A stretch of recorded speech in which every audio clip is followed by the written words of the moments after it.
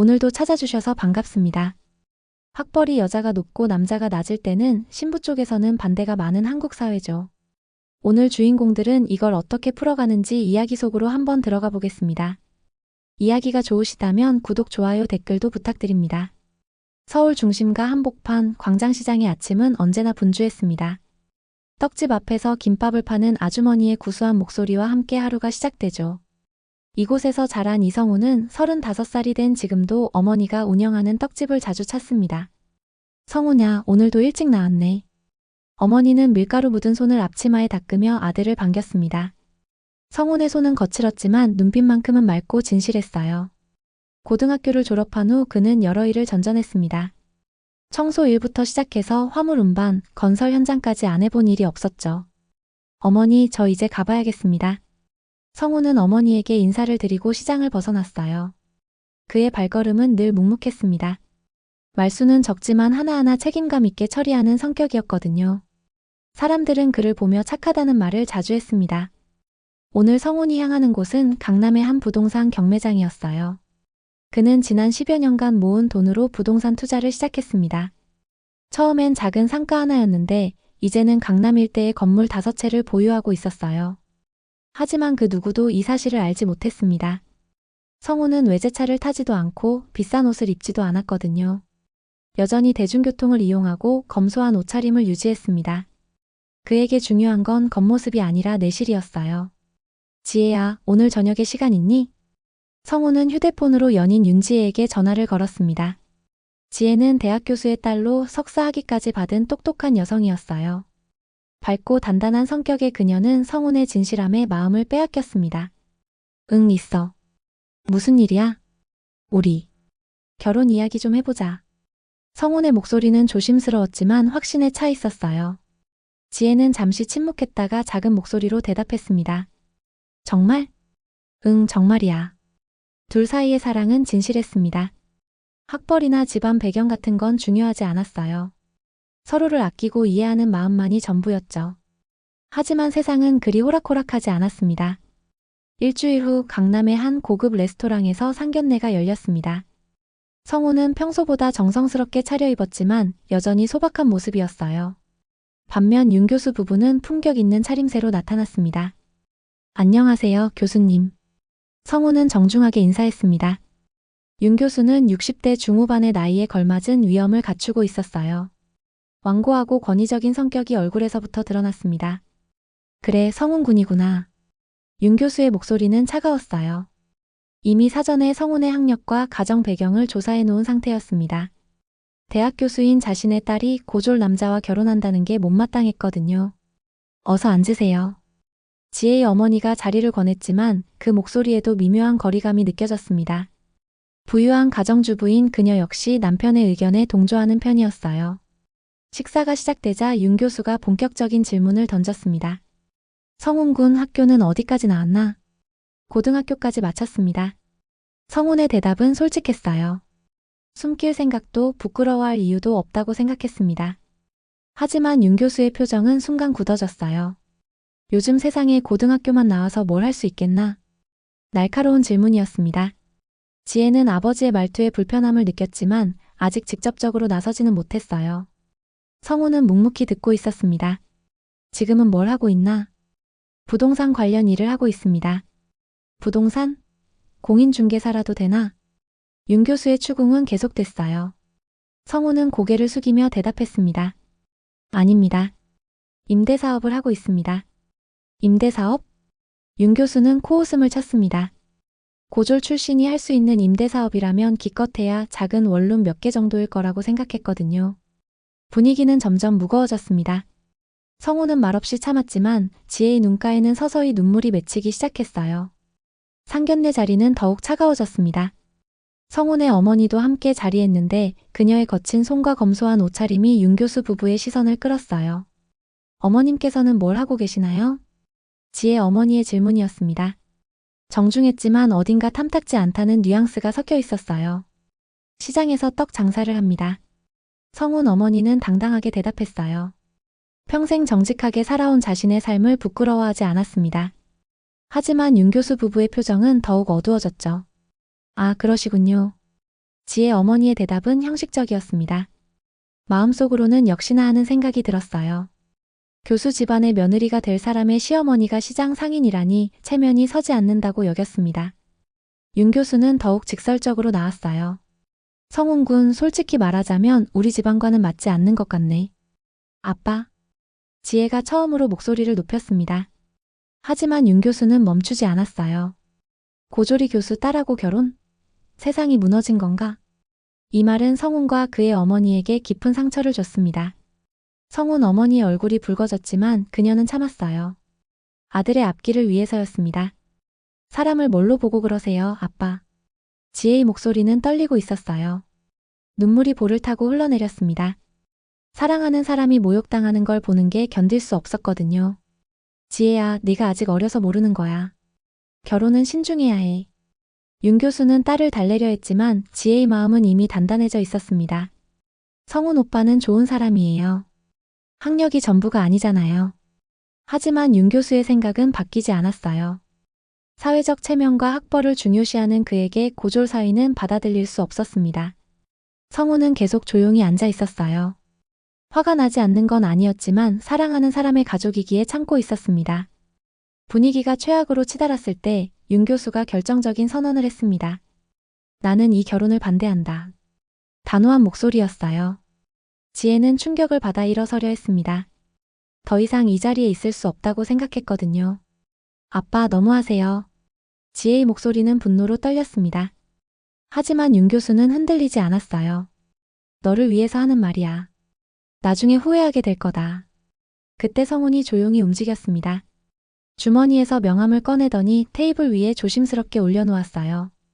명함에는 성훈개발 대표라고 적혀 있었고 그 아래에는 강남 삼성타워 외 네 채 보유라는 문구가 새겨져 있었습니다.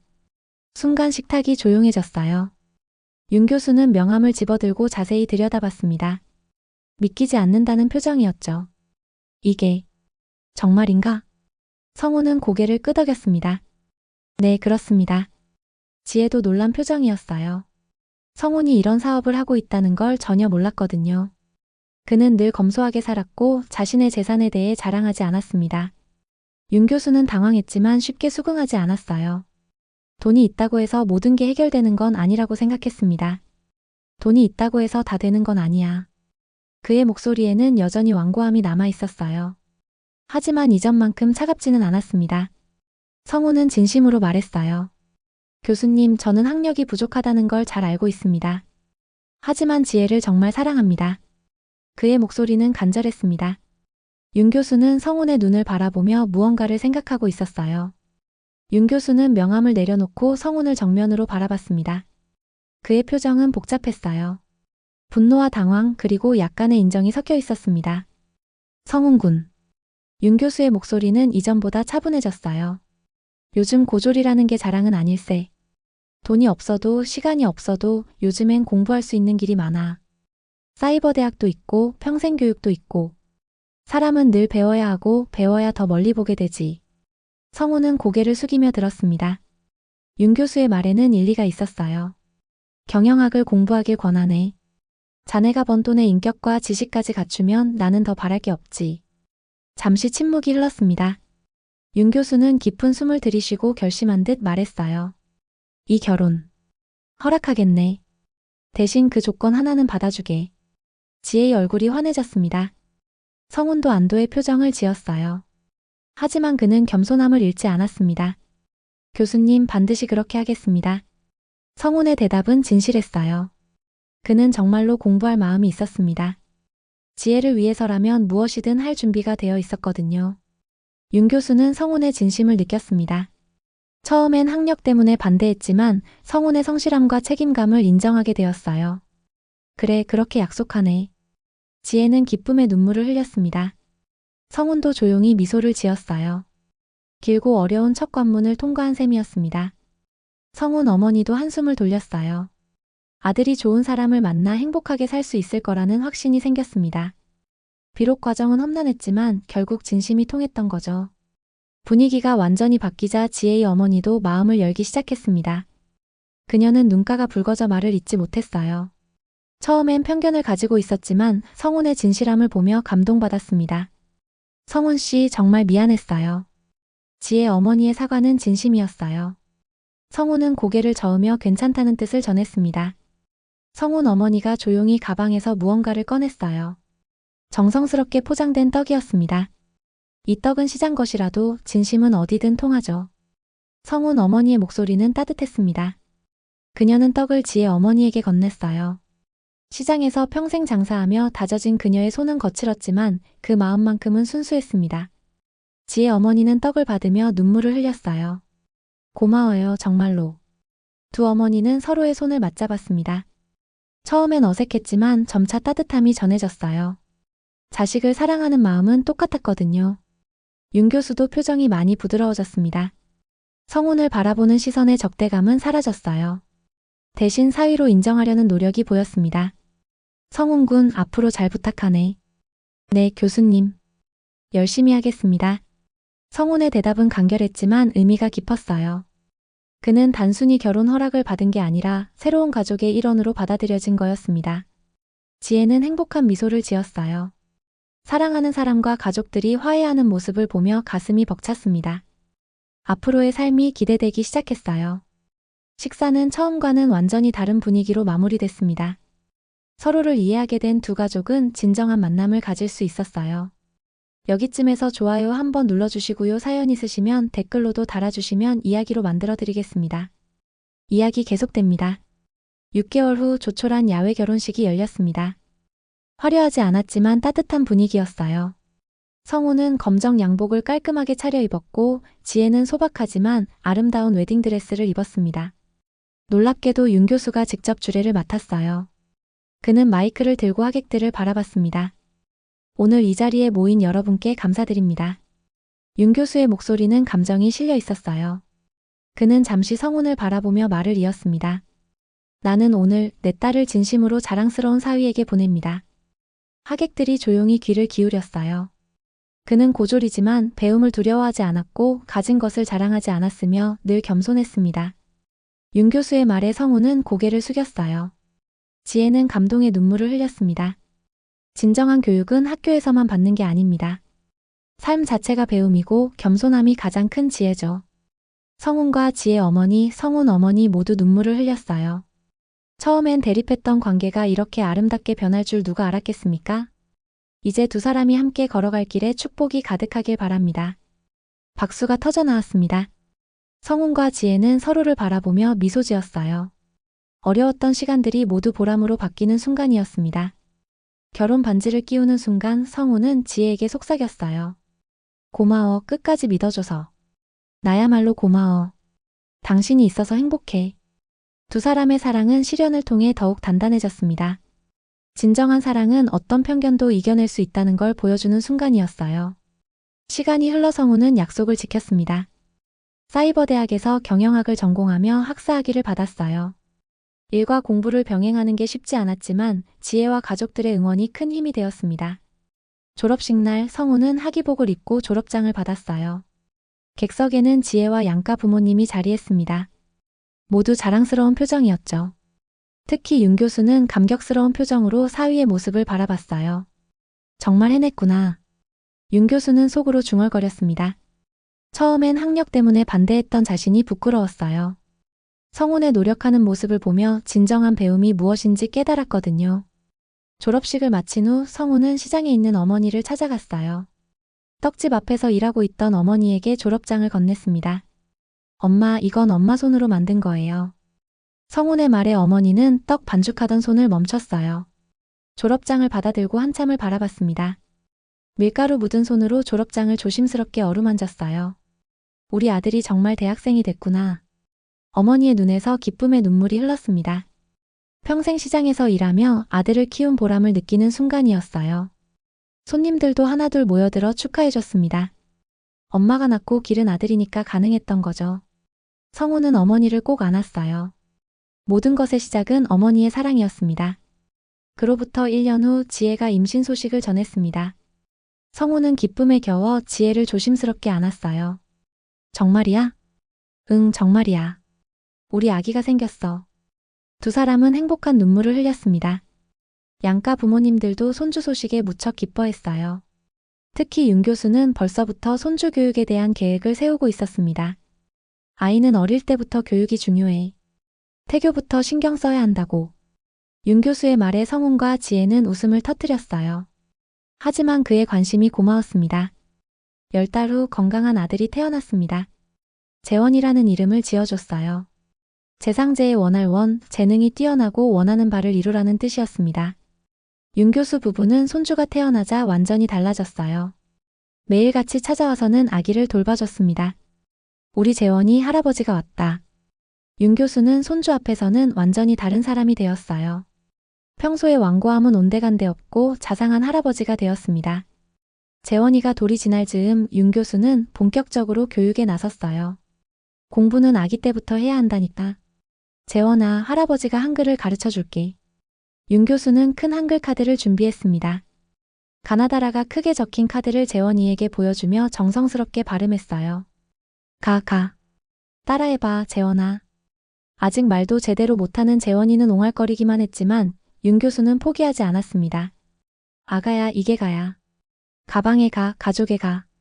지혜 어머니도 함께 나섰어요. 재원아, 할머니도 가르쳐 줄게. 나비의 나. 두 할아버지 할머니는 번갈아가며 손주에게 한글을 가르쳤습니다. 재원이는 아직 이해하지 못했지만 할아버지 할머니의 사랑은 충분히 느끼고 있었어요. 성훈과 지혜는 이 모습을 지켜보며 미소 지었습니다. 아빠가 저렇게 좋아하시는 걸 보니 신기해. 우리 재원이가 복이 많네. 할아버지 할머니가 이렇게 사랑해 주시니까. 성훈 어머니도 시장 일을 마치고 와서는 손주를 돌봤어요.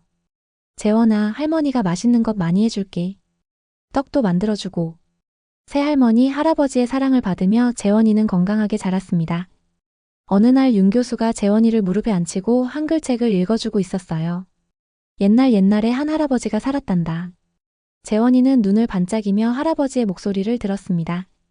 비록 내용은 이해하지 못했지만 할아버지의 따뜻한 목소리가 좋았어요. 재원아, 너도 커서 많이 배우렴. 하지만 가장 중요한 건 착한 마음이야. 윤 교수는 손주의 머리를 쓰다듬으며 말했습니다. 성훈을 통해 배운 교훈이었어요. 학력보다 중요한 건 인품이라는 걸 이제는 확신했습니다. 성훈은 아버지와 아들을 바라보며 감격했어요. 처음엔 학력 때문에 반대했던 장인어른이 이제는 가장 든든한 지지자가 되어주었거든요. 교수님, 감사합니다. 고마워할 건 내가 더 많지. 네가 나에게 많은 걸 가르쳐줬어. 두 사람은 서로를 이해하는 진정한 가족이 되었습니다. 사람은 어디서 출발했느냐보다 어떤 방향으로 가느냐가 더 중요합니다. 학력이나 집안 배경은 시작점일 뿐이죠. 진짜 중요한 건 끊임없이 배우려는 자세와 겸손한 마음입니다. 성훈처럼 말이에요. 그리고 편견을 버리고 사람의 진가를 알아보는 것도 중요하죠. 윤 교수처럼 말입니다. 오늘도 누군가는 배움과 겸손으로 자신만의 길을 만들어가고 있을 겁니다. 그 길이 비록 험할지라도 진심과 노력이 있다면 반드시 빛을 볼 수 있을 거예요. 그리고 그 빛은 다음 세대에게까지 이어질 것입니다. 재원이가 할아버지의 사랑을 받으며 자라듯이 말이죠. 오늘의 이야기 잘 들으셨나요? 뭐든지 무조건 반대가 아니라 해결 방안을 찾으면 모두가 행복해지는데 말입니다. 우리는 너무 정답만 찾으려고 한 건 아닌지 다시금 되돌아보며 오늘의 이야기는 여기서 마무리하고 내일 또 찾아뵙겠습니다. 구독, 좋아요, 댓글도 달아주시면 많은 힘이 되겠습니다.